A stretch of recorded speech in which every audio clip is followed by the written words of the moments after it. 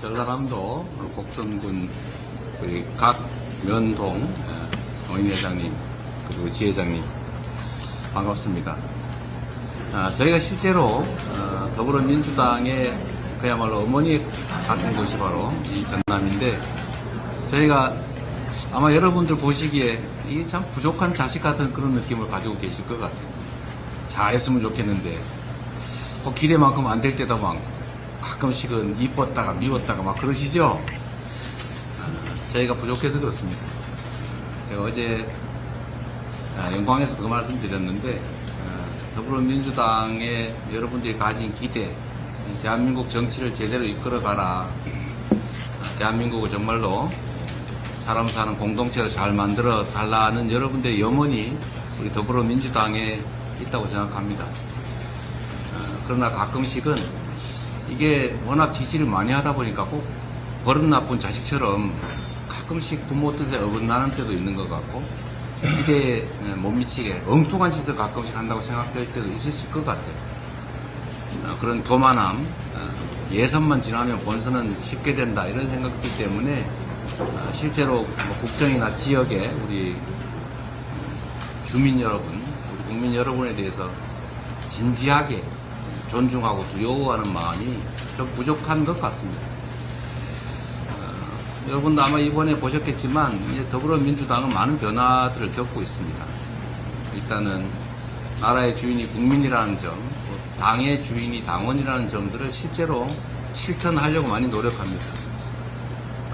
이번 총선 공천에서도 우리 지역 주민들의 의사를 최대한 많이 반영해서 실제로는 당이 정하기보다는 우리 국민 여러분들 스스로 정하신 측면이 많지요.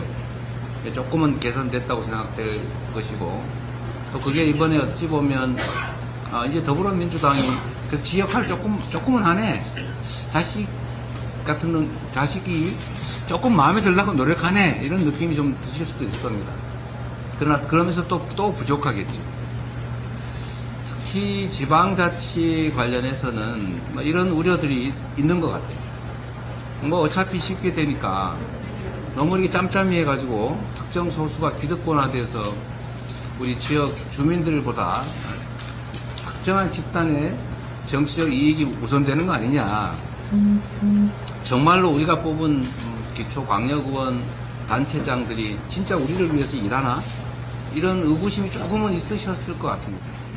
그러나 제가 약속드리건데, 이제 앞으로의 더불어민주당은 지금까지와는 많이 다를 겁니다.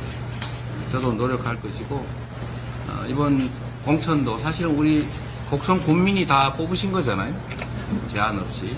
그래서 앞으로도 우리 곡성 군민들 뿐만 아니라 지역 주민들이 진정으로 원하는, 지역 주민들이 선택하는 훌륭한 후보들을 많이 내게 될 겁니다. 그러면 이제 당보다는 오히려 지역 주민을 더 두려워하게 되겠죠. 여하튼 지금까지의 현상은 안타깝지만 당 안에서의 이 소위 계파 다툼을 통해서 공천만 되면 이렇게 공직을 할 수 있으니까 주민보다는 당 내의 소위 권력 투쟁에 더 집중하는 측면이 없지 않았습니다. 그러나 이제는 당원 중심의 정당으로, 국민 중심 정당으로 우리가 전면적으로 바꿔가는 중이기 때문에 이제는 우리 공직자들이 좀 더 지역 주민들의 주권 의지를 더 존중하게 될 것 같습니다. 이번 보궐선거의 규모가 적긴 하지만 이번 선거가 아마 약간 그런 면이 있을 거예요. 제가 말씀드렸던 것처럼 어제 우리 조상래 후보하고도 협약식도 했습니다만, 지역은 사실 1인당 군 예산만 해도 거의 1,500, 2,000만 원씩, 어떤 경우 2,000, 300만 원씩 되는데, 그거 잘 정말 예산 절감해가지고 우리 지역 주민들한테 기본소득도 좀 분기별이나마 좀 지급하고, 그 지역 앞에서 지급해서 동네 가게도 좀 살아나고, 또 어르신들 지원 사업도 좀 자율적으로 더 할 수 있습니다. 그건 사실 여러분들 스스로 우리 어르신들이 군정에 대해서도 목소리를 좀 더 낼 수 있지 않습니까? 이제 정말로 군정이 국민들을 두려워하는, 무서워하는, 주인으로 모시는 그런 군정이 돼 갈 거라고 생각하고, 이번 작지만 영광 그리고 곡성 군수 후보들께서 여러분들의 지지로 당선이 되면 정말로 여러분들이 원하는 지금까지와는 다른 운정을 하게 될 겁니다. 제가 얼마 전에 그런 충격적인 얘기를 한번 들었어요. 제가 이제 당 대표를 한 지가 지금 2년이 조금 지나가고 있는데 어떤 분이 저한테 그런 얘기를 했습니다. 너네 민주당은 수십 년 동안 장기 집권 하면서 도대체 그 보수 정당이 정치할 때하고 다르다는 걸 보여준 적이 있냐? 그래서 아니 무슨 얘기냐?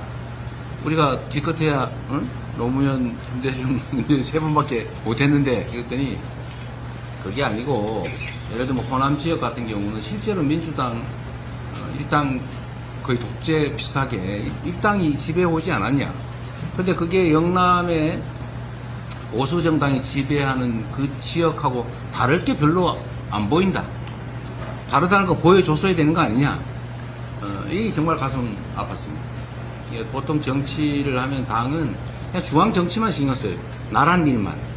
근데 지방은 각 지역에서 알아서 하는 거다라고 좀 내버려둔 측면이 있어요. 그냥 공천할 때만 관여하죠. 평소에는 내버려둡니다. 그러다 보니까 사실은 뭐 경북이나 전남이나 뭐 영남이나 호남이나 뭐 별로 차이가 없더라. 물론 약간의 차이는 있죠. 눈에 띄는 차이는 없지 않냐. 수십 년 동안 했는데 그 말이 정말 제가 충격적으로 가슴이 아팠습니다. 다르다는 걸 보여줄 수 있죠. 똑같은 성남시 살림을 하면서도 그 전에 성남시와 제가 할 때 성남시가 달라서 제가 이 자리까지 오지 않았습니까? 사실 하기 나름이거든요. 경기도도 마찬가지 아닙니까? 그래서 우리 당이 앞으로는 지방자치에 대해서도 좀 더 엄격하게 관심 가지고 관리하고 지방자치단체, 뭐 군, 시, 도 이런 데가 하는 정책들도 당에서 좀 이제 체크하려고 해요. 그래서 이번에 시범적으로 곡성하고 영광은 주민 기본소득을 도입한다.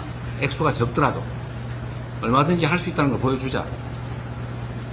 신안 같은 데는 그 섬으로 된 군인데도 전국에서 유일하게 인구가 늘어나잖아요. 뭐 숫자 적긴 하지만 다른 데는 다 줄어드는데 거기 늘잖아요. 이유가 뭡니까?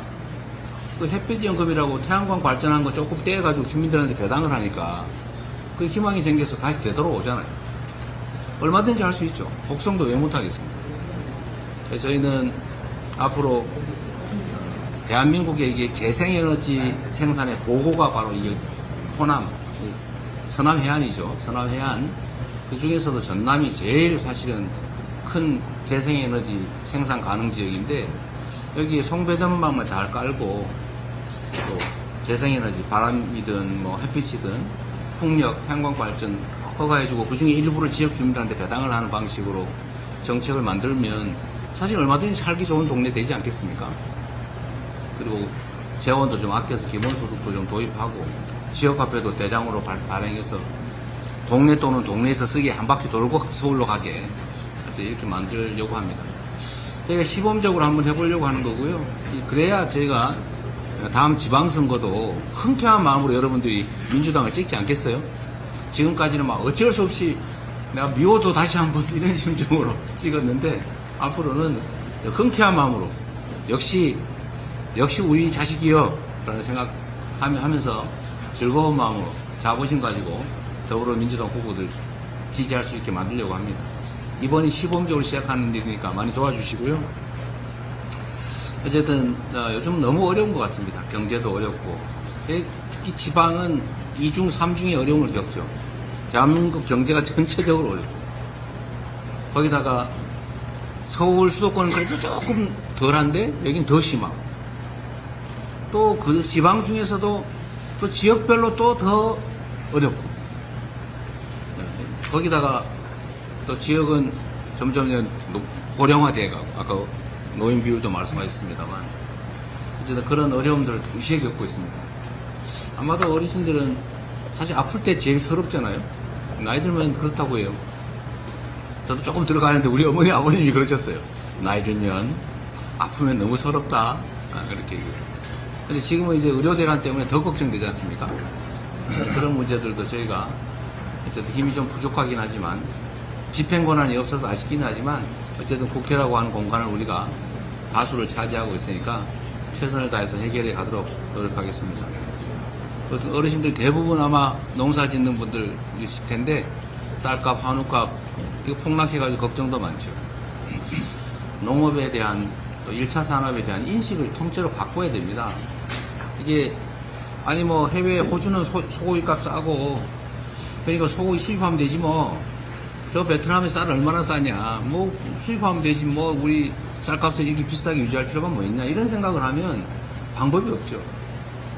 그런데 1차 산업 이 먹고 사는 먹는 문제는 사실 안보 문제입니다. 전 세계 대부분의 나라들이 농업에 일부러 지원을 해요. 농업이 유지가 돼야 됩니다. 가격 때문에 농사가 다 망해버리면 나중에 급할 때 어떡할 겁니까? 그래서 그런데 우리나라는 유독 농업에 대한 지원이 적어요. 제가 여러분 듣기 좋으라고 하는 소리가 아니라 실제로 그렇습니다. 통계적으로. 농업을 희생을 시키는 거예요. 근데 이 정책을 근본적으로 바꿔야 됩니다. 우리 민주당도 뭐 쌀값 안정화 정책이나 뭐 또 한우값 유지를 위한 대책 법안들을 열심히 만들고는 있는데 계속 여당이 이제 반대하고 또 대통령은 거부하고 어렵긴 한데 그래도 될 때까지 하겠습니다. 이럴 때 박수 한번 쳐주세요. 여러분들이 많이 도와주시고 관심을 가져주신 덕에 그래도 민주당이 힘을 가지고 있고 국회에서도 조금씩이나마 그래도 개선해 나갈 수 있습니다. 이 쌀값 문제만 해도 사실 그렇죠. 맨날 이거 과잉 생산되고 풍작되면 걱정하는 이런 이상한 세상이 됐는데 정부에서 사실 쉽게 해결할 수 있는 방법이 있습니다. 쌀 농사를 좀 줄이면 되거든요. 다른 농사 짓도록 대체작물 농사 지으면 보조금 주는 제도 있잖아요. 그런 거 도입해가지고 한 1, 2천억 정도, 2, 3천억 정도만 지원해주고 다른 농사 짓게 하면 다른 곡물들의 자급률도 올리고 쌀값 폭락 걱정 안 해도 되잖아요. 그거 하는데 죽어도 안 해요. 그 한 1, 2천억 좀 더 쓰라니까 안 써가지고 결국은 다 벼농사를 강제로 짓지 않습니까? 그 논에다 딴 농사 지으려면 못하게 하죠? 그래서 강제로 시켜놓고는 쌀 생산이 좀 많이 돼서 쌀값이 떨어지면은 그냥 내버려두고. 그러면 그 살려면 돈 많이 들고. 왜 이런 짓을 합니까? 애정이 있으면, 관심이 있으면, 조금의 유능함이라도 있으면 미리 그 쌀 재배 면적을 줄이면 되거든요. 그 돈 별로 안 듭니다. 어쨌든 이런 점들이 참 아쉬운 점인데 이번에 저희가 예산 심사하면서 이 점들에 대해서도 철저하게 좀 감시하고 협상 열심히 잘해서 이 부분도 내년부터는 좀 완화될 수 있도록 노력하겠습니다. 더불어민주당의 근원지이기도 하고 또 저희는 언제나 여러분들을 텃밭이라고 생각하지 않고 죽비라고 생각한다 이렇게 말씀드렸는데 기대에 어긋나지 않도록 정말 여러분 개인의 이익을 지켜달라 이 지역의 이익을 지켜달라고 민주당을 지지하는 건 아니지 않습니까? 대한민국 정치가 잘 돼야 된다. 이 나라가 어떻게 더 좋은 방향으로 가야 된다는 그 큰 마음으로 지지하신 거 알거든요. 제일 큰 게 그거일 테고 거기 더해서 지역도 좀 챙기고 우리의 삶도 챙기면 좋겠다는 생각이 있을 텐데 저희가 지금까지도 많이 부족했고 앞으로는 좀 더 노력하겠습니다. 자주 뵙지는 못하지만 진심으로 감사드립니다.